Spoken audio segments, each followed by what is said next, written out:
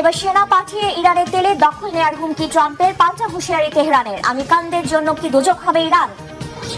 হরমুজের নিয়ন্ত্রণ ইরানের হাতে, ঘোষণা দিল জাহাজ পার হতে লাগবে অনুমতি, দিতে হবে টোল।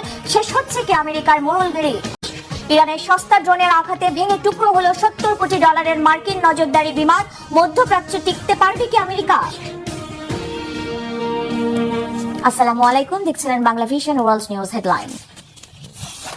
যুদ্ধ বন্ধে শিগগিরই চুক্তি না করলে ইরানের তেল ও বিদ্যুৎ স্থাপনাগুলো ধ্বংসের হুঁশিয়ারি দিয়েছেন মার্কিন প্রেসিডেন্ট ডোনাল্ড ট্রাম্প। হুমকি দিয়েছেন ইরানের তেল সমৃদ্ধ খার্ক দ্বীপ দখলেরও। তবে যুদ্ধ বন্ধে ইরানের সাথে আলোচনার বিষয়ে ট্রাম্পের নয়া দাবিও নাকচ করে দিয়েছে তেহরান। অবশ্য আমেরিকার জন্য সবচেয়ে খারাপ খবর, যুদ্ধের 1 মাসের মাথায় এসেও তাদের পাশে নেই কোনো বন্ধু দেশ।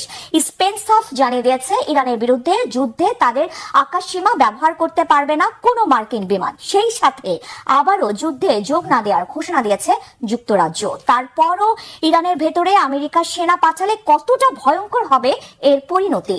মার্কিন সেনাদের জন্য দোজখে পরিণত হবে কি ইরান? বিস্তারিত মেহরাব হুসাইন খানের ডেস্ক রিপোর্টে। ইরানের উপর চাপিয়ে দেওয়া যুদ্ধের মূল উদ্দেশ্য কোনো রাগ ঢাকনা রেখে ফাঁস করে দিলেন কি মার্কিন প্রেসিডেন্ট? এয়ারফোর্স ওয়ানে প্রেসিডেন্ট ডোনাল্ড ট্রাম্প জানিয়েছেন ইরানের তেল চান। বলেছেন অনেকগুলো বিকল্পের একটি হচ্ছে তেল সমৃদ্ধ ইরানের খার্ক দ্বীপ দখল করা। খুব সহজে দ্বীপটি দখল করা যাবে বলেও আশাবাদী তিনি। এখানেই শেষ নয়, ট্রাম্পের দাবি সমঝোতার ফলে 20টি তেলবাহী জাহাজকে হরমুজ প্রণালী পার হওয়ার অনুমোদন দিয়েছে ইরান। তেল নিয়ে ট্রাম্পের এই তেলেসমাতির শেষ কোথায়? সামনে কি আরো সংকটজনক পরিস্থিতির মুখে ফেলতে যাচ্ছেন বিশ্বকে? শুধু এটুকুই বলবো যে আমরা মধ্যস্থতা আলোচনায় অত্যন্ত ভালো অবস্থানে আছি, কিন্তু ইরানের ব্যাপারে কিছুই বলা যাচ্ছে না, কারণ তাদের সাথে আলোচনার পাশাপাশি বোমাও ফেলতে হচ্ছে। ট্রাম্প দাবি করেছেন এই পর্যন্ত ইরানে 13,000 লক্ষ্যবস্তুতে বোমা ফেলা হলেও প্রায় 3,000 লক্ষ্যবস্তু এখনো বাকি। আর যুদ্ধবিরতির মধ্যস্থতার বিষয়ে ট্রাম্পের সাথে সুর মিলিয়ে এক ইঙ্গিত দিয়েছেন পাকিস্তানের পররাষ্ট্রমন্ত্রী ইসাক দার। জানিয়েছেন ইসলামাবাদে এ নিয়ে বৈঠকে বসতে ইতিবাচক সাড়া দিয়েছে ওয়াশিংটন ও তেহরান। রবিবার ইরানের পররাষ্ট্রমন্ত্রী আব্বাস আরাকচির সাথে পাকিস্তানের পররাষ্ট্রমন্ত্রীর ফোন আলাপেও এ বিষয়ে কথা হয়েছে। আলোচনা সফলতার দিকে নিয়ে যাবার উদ্দেশ্যে ইসলামাবাদ সফরে একাধিক বৈঠক করেছেন সৌদি আরব, মিশর আর তুরস্কের পররাষ্ট্রমন্ত্রীরা। এদিকে টানা 31তম দিনে রাজধানী তেহরান সহ ইরানের বিভিন্ন এলাকায় হামলা চালিয়েছে যুক্তরাষ্ট্র আর ইসরায়েল। ধারাবাহিক বিস্ফোরণ হয়েছে তেহরানের উত্তরাঞ্চলে। ইসরায়েলে পাল্টা ক্ষেপণাস্ত্র হামলা চালিয়েছে ইরান। হামলা হচ্ছে মধ্যপ্রাচ্যে মার্কিন অবস্থানে।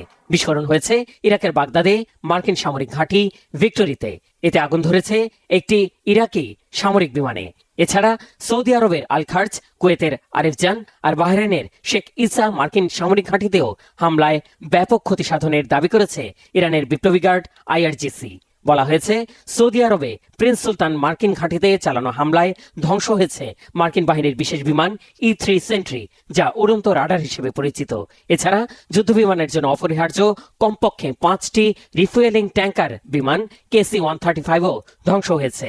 অন্তত 5টি ইরানি ব্যালিস্টিক মিসাইল ধ্বংসের দাবি করেছে সৌদি আরবের প্রতিরক্ষা মন্ত্রণালয়। ইরানের হামলায় কুয়েতে একটি বিদ্যুৎ কেন্দ্র আর পানি শোধনাগারের ব্যাপক ক্ষয়ক্ষতি হয়েছে। নিহত হয়েছেন এক ভারতীয় শ্রমিক। কমপক্ষে 5টি ইসরায়েলি হার্মেস ড্রোন ভূপাতিত করার দাবি করেছে ইরানের এয়ার ডিফেন্স ইউনিট। স্থল অভিযান চালানোর দুঃসাহস দেখালে হাঙ্গরের খাবার হওয়ার প্রস্তুতি নিতে মার্কিন সেনাদের হুমকি দিয়েছে বিপ্লবী গার্ড। এদিকে লেবাননের রাজধানী বৈরুত সহ একাধিক অবস্থানে হামলা আর হত্যাযজ্ঞ অব্যাহত রেখেছে ইসরায়েল। এমন পরিস্থিতিতে দক্ষিণ লেবাননে ভূখণ্ড দখল বিস্তৃত করতে সেনাবাহিনীকে নির্দেশ দিয়েছেন ইসরায়েলের প্রধানমন্ত্রী বেনয়ামিন নেতানিয়াহু। ইসরায়েলের উত্তরাঞ্চল আর লেবাননের দক্ষিণাঞ্চলে ইসরায়েলি সেনাদের লক্ষ্য করে হামলা চালানোর দাবি করেছে সশস্ত্র সংগঠন Hezbollah. Mehrab Hussain Khan, Bangla vision news desk. এদিকে 10,000 নয়, ইরান জয় করতে হলে আমেরিকার পাঠাতে হবে 10 লাখ সেনা, এমন মন্তব্য বিশ্লেষকদের। তারা বলছেন মাত্র 10,000 সেনা পাঠিয়ে ইরান যুদ্ধে জয়ী হওয়ার স্বপ্ন দেখা হাস্যকর।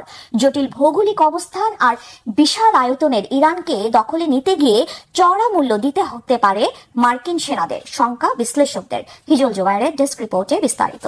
যুক্তরাষ্ট্রের প্রেসিডেন্ট ডোনাল্ড ট্রাম্প ইরানে সম্ভাব্য স্থল অভিযান চালানোর যে পরিকল্পনা করছেন, সামরিক বিশেষজ্ঞদের মতে তা অসম্ভব। মধ্যপ্রাচ্যে অতিরিক্ত 10,000 সেনা পাঠানোর কথা ভাবছেন ট্রাম্প। সেখানে বর্তমানে প্রায় 3,000 মার্কিন প্যারাট্রুপার ও 5,000 মার্কিন সেনাকে স্থলযুদ্ধের জন্য প্রস্তুত রাখা হয়েছে। কিন্তু সমর বিশেষজ্ঞরা বলছেন, ইরানে সাফল্য পেতে হলে এই সামান্য কয়েক হাজার সেনা নয়, মার্কিন সশস্ত্র বাহিনীর প্রায় পুরোটাই মোতায়েন করতে হবে।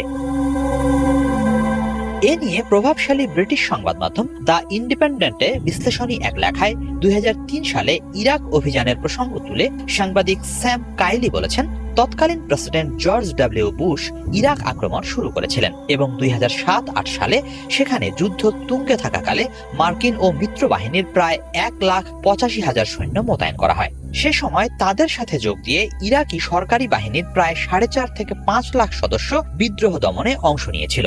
তারপরও দেখা গেছে আল কায়েদা এবং সাদ্দাম হোসেনের পার্টির কিছু সদস্য নিয়ে গঠিত ইসলামিক স্টেট IS 2014 সালে ইরাকের উত্তরের বড় অংশ দখল করতে সক্ষম হয়। ইরান আয়তন ও সামরিক শক্তিতে ইরাকের চেয়ে অনেক গুণ শক্তিশালী। বর্তমানে পারস্য উপসাগরের বিভিন্ন মার্কিন ঘাঁটিতে 50,000-এর কিছু বেশি সেনা, নাবিক ও বিমান সেনা রয়েছে। ট্রাম্প প্রশাসন সেখানে সব মিলিয়ে অতিরিক্ত আরো 20,000 সেনা পাঠানোর কথা ভাবছে। এ প্রসঙ্গে কাইলি বলেন, মনে রাখতে হবে 2009 থেকে 2011 সালের মধ্যে আফগানিস্তানের হেলমান্দ প্রদেশে মিত্রবাহিনীর সবচেয়ে বেশি সেনা মোতায়েন করা হয়েছিল। তখন সর্বোচ্চ 35,000 মার্কিন ও ব্রিটিশ সেনা মিলেও পরিস্থিতি সামাল দিতে হিমশিম খায়। অথচ হেলমান্দ আয়তনে ইরানের মাত্র 28 ভাগের 1 ভাগ। প্রায় 9 কোটি মানুষের দেশ ইরান আয়তনে বলা চলে পশ্চিম ইউরোপের সমান। এমন একটি দেশের বিরুদ্ধে স্থল অভিযানের জন্য বর্তমানে যে পরিমাণ মার্কিন সেনা পাঠানোর চিন্তা করা হচ্ছে, তা আফগান যুদ্ধের হেলমান্দে পাঠানো সেনার চেয়েও কম। এটিকে হাস্যকর বলে অভিহিত করেছেন কাইলি। তিনি বলেন, দুর্ধর্ষ কিছু সেনা ইউনিট দিয়ে যুক্তরাষ্ট্র ইরানের ছোটখাটো কিছু দ্বীপ দখলে নিতে প্রাথমিকভাবে সফল হতেও পারে, কিন্তু সেই সাফল্য কতক্ষণ স্থায়ী হবে সেটাই মূল প্রশ্ন। সংঘাত দীর্ঘস্থায়ী হলে রাশিয়ায় পরীক্ষিত বিশেষ ড্রোনগুলো ঘটনার মোড় ঘুরিয়ে দিতে পারে।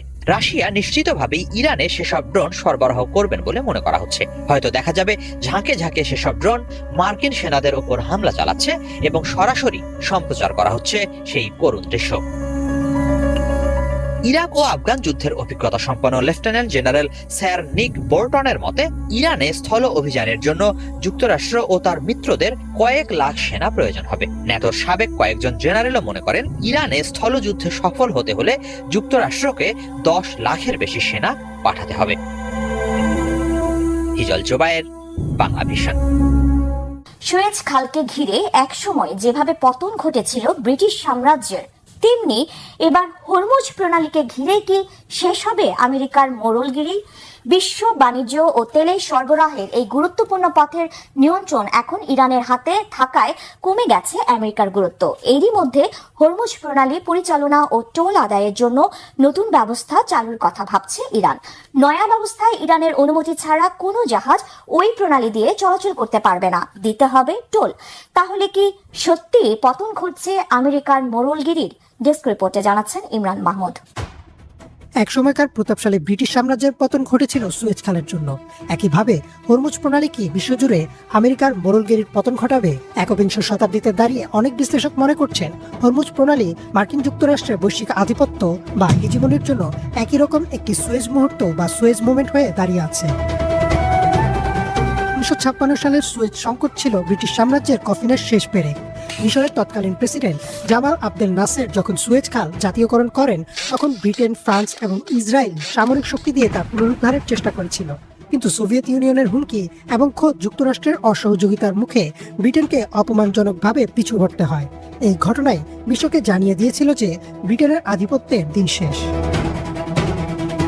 বর্তমানে পারস্য উপসাগরের প্রবেশদ্বার হরমুজ প্রণালীকে কেন্দ্র করে ঠিক একই রকম একটি পরিস্থিতির সৃষ্টি হয়েছে, যা মার্কিন যুক্তরাষ্ট্রের একক পরাশক্তি হিসেবে টিকে থাকার পথে বড় চ্যালেঞ্জ হয়ে দাঁড়িয়েছে। ইস্তাম্বুলের জাউন বিশ্ববিদ্যালয়ের ইসলাম অ্যান্ড গ্লোবাল অ্যাফেয়ার্স বিভাগের পরিচালক সামি আল আরিয়ান মিডল ইস্ট আইকে দেয়া এক মতামতে বলেন, সুয়েজ যেমন ব্রিটেনের পতনের ঘণ্টা বাজিয়েছিল, হরমুজও যুক্তরাষ্ট্রের জন্য একই পরিণতি বয়ে আনতে পারে। বিশ্বের মোট জ্বালানি তেলের প্রায় 20% এই সরু জলপথ দিয়ে পরিবাহিত হয়। ওমান ও ইরানের মধ্যবর্তী এই জলপথটি বন্ধ হয়ে গেলে বিশ্ব অর্থনীতি স্থবির হয়ে পড়বে, যার প্রভাব ইতোমধ্যেই দেখতে পাচ্ছে বিশ্ব। মডার্ন ডিপ্লোমেসির বিশ্লেষণ অনুযায়ী হরমুজ প্রণালী বর্তমান বিশ্বের নতুন সুয়েজ মুহূর্ত হিসেবে আবির্ভূত হয়েছে। যুক্তরাষ্ট্র দশকের পর দশক ধরে মধ্যপ্রাচ্যে নিজের সামরিক উপস্থিতির মাধ্যমে এই অঞ্চলের উপর নিয়ন্ত্রণ বজিয়ে রেখেছিল, কিন্তু ইরান এখন এই অঞ্চলে এক শক্তিশালী প্রতিপক্ষ হিসেবে আবির্ভূত হয়েছে। পলিসি ম্যাগাজিনে একটি প্রতিবেদনে উল্লেখ করা হয়েছে যে সুয়েজ সংকটের সময় ব্রিটেন বুঝতে পারেনি যে শক্তির ভারসাম্য লন্ডন থেকে ওয়াশিংটনের দিকে চলে গেছে। একইভাবে ওয়াশিংটনও হয়তো বুঝতে পারছে না যে বিশ্ব এখন বহুমুখী বা মাল্টিপোলার হয়ে উঠেছে। চীন, রাশিয়া এবং ইরানের ক্রমবর্ধমান প্রভাব মধ্যপ্রাচ্যে মার্কিন একচ্ছত্র আধিপত্যকে সরাসরি চ্যালেঞ্জ করছে।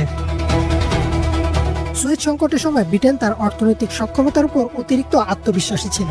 বর্তমানে যুক্তরাষ্ট্র বিশাল ঋণের বোঝা এবং অভ্যন্তরীণ রাজনৈতিক বিভাজনে জর্জরিত। লোহিত সাগর এবং হরমুজ প্রণালীতে হুতি বিদ্রোহী বা ইরানের প্রভাব মোকাবেলা করতে গিয়ে যুক্তরাষ্ট্র যদি কোনো বড় ধরনের সামরিক পরাজয় বা কৌশলগত বাধার সম্মুখীন হয়, তবে তা হবে তাদের বৈশ্বিক নেতৃত্বের অবসানের সংকেত। ইতিহাস পুনরাবৃত্তি করে, তবে ভিন্ন রূপে। সুয়েজ খাল ব্রিটেনের জন্য ছিল